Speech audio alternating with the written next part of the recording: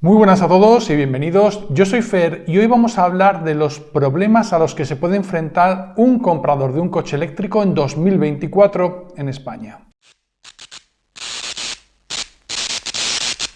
Antes de empezar voy a dejar clara una cosa. Yo soy un defensor del coche eléctrico. Me parece una alternativa muy válida a un coche de combustión. Creo que no es para todo el mundo, pero sí para una cantidad ingente de personas, al menos por ahora. Pero aún así soy consciente, en parte porque lo he vivido y en parte porque lo he visto, de que hay problemas que hacen que la gente se plantee comprarse un coche eléctrico.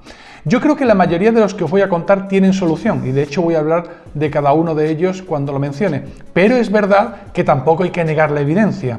Es verdad que hay que tener cosas en cuenta que cuando la gente se compra un coche de combustión no las tiene. Aún así creo que el coche eléctrico ¿tiene sentido? Por supuesto, tengo dos. Si no pensara eso, estaría haciendo un poquito el tonto. Vamos con la primera. Hasta hace no mucho, para comprarte un coche lo que tenías que hacer es una de dos. O ir a un concesionario, hablar con un vendedor y probar un coche, o comprarte revistas de motor y demás, o hablar con mecánicos y aficionados al mundo del motor. Actualmente para comprar un coche eléctrico las cosas son un poquito diferentes. Cada vez más gente se informa por publicaciones online, por canales de YouTube. ¿Por qué?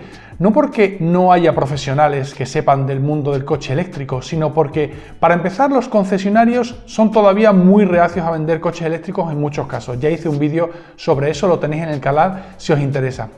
Y por otra parte, hay toda una industria que está intentando evitar que los coches eléctricos sean una alternativa más rápido de lo que ya lo son en países como España, que vamos, por cierto, a la cola. Yo creo que eso echa para atrás a un grupo de personas, a lo mejor gente con cierta edad, que no está acostumbrada a informarse en vídeos de YouTube, en publicaciones online, en foros y demás. Y eso es un problema. Creo que debería haber también una comunicación más directa en concesionarios y en otro tipo de sitios, pero obviamente eso no depende de nosotros. Otro problema al que se enfrenta mucha gente, que no lo es para mí, pero reconozco que para muchas personas sí, es el tener que programar las cosas. En España somos muy dados a decidir las cosas en el último momento y con un coche eléctrico eso es mucho más difícil que con un coche de combustión. No digo que sea imposible, ¿de acuerdo? Yo lo hago muchas veces, pero es cierto que, por ejemplo, para planificar un viaje largo no puedes ir a lo loco y ya cargaré donde me pille o donde vea. No. Con un coche de combustión, evidentemente, porque la red de gasolineras es infinitamente más grande y mejor que la red de electrolineras, sí puedes hacerlo. Eso hay que tenerlo en cuenta y puede ser un problema para mucha gente. Yo no creo que sea un problema pensar las cosas antes de hacerlas, pero me consta que para mucha gente sí. Otra cuestión a la que la gente no está acostumbrada es tener que evaluar las necesidades. Me explico. Cuando tú vas a comprar un coche, pues piensas, bueno, pues lo quiero de un color u otro y quiero un coche grande porque mi familia es numerosa o quiero un coche deportivo porque estoy yo solo y voy a disfrutar de la carretera. Con un coche eléctrico tienes que tener más cosas en cuenta, por ejemplo, la autonomía, el peso, también lo mismo que tienes que tener en cuenta con un coche de combustión, como por ejemplo el tamaño, el color, la estética. También tienes que tener en cuenta el espacio de almacenamiento. Un coche eléctrico suele tener más espacio, si tienes maletero delantero o no. Es decir, que tienes que considerar muchas más cosas, muchos más parámetros y aspectos a la hora de decidirte, lo cual para algunas personas un poquito indecisas podría ser un problema. Otra cuestión relacionada con los concesionarios.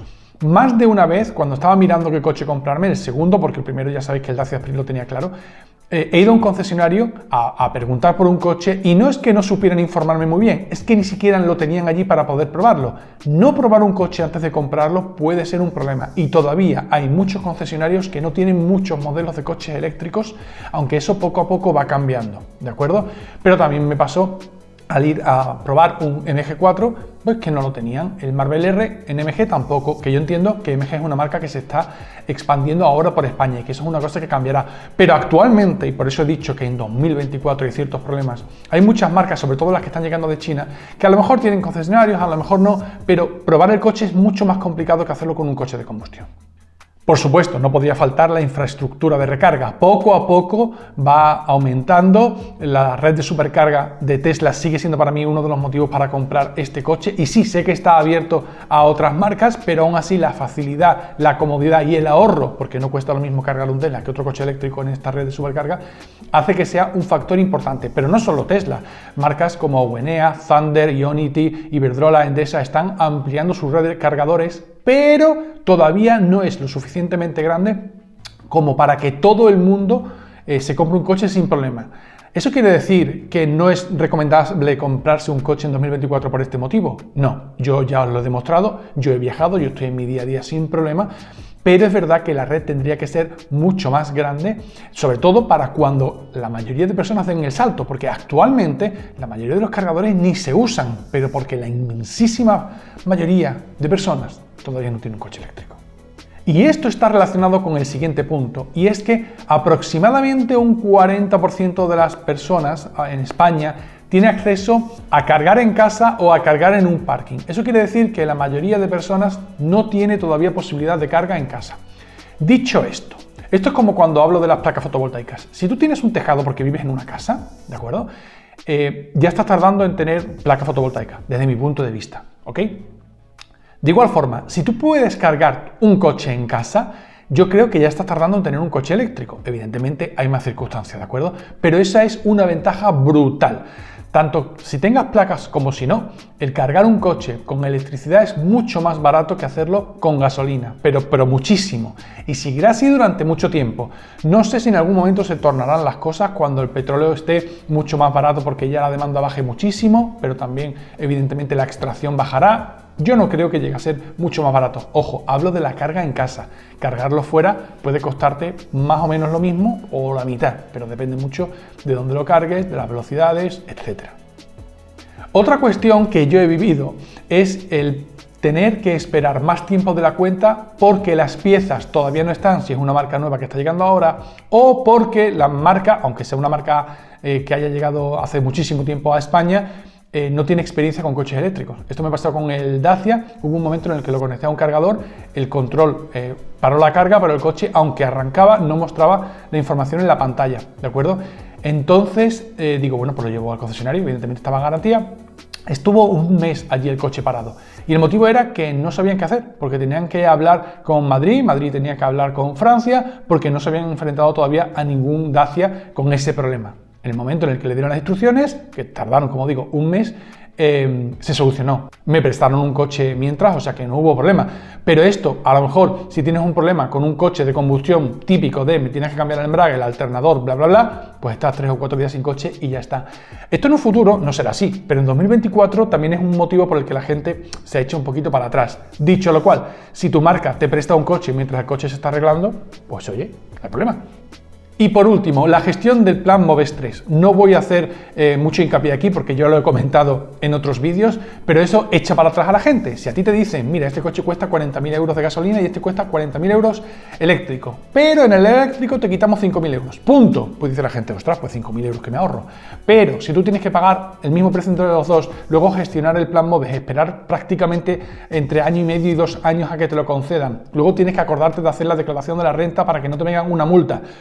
Mira, se supone que esto es un incentivo, no algo para que no te compres un coche eléctrico. Aún así, mejor que esté así a que no esté, pero esperemos que el plan MOVES 4, cuando se apruebe, esperamos que a finales de este año, cambie las cosas. He querido hacer este vídeo no porque yo esté dando motivos para no comprarse un coche eléctrico, y esto lo quiero dejar claro.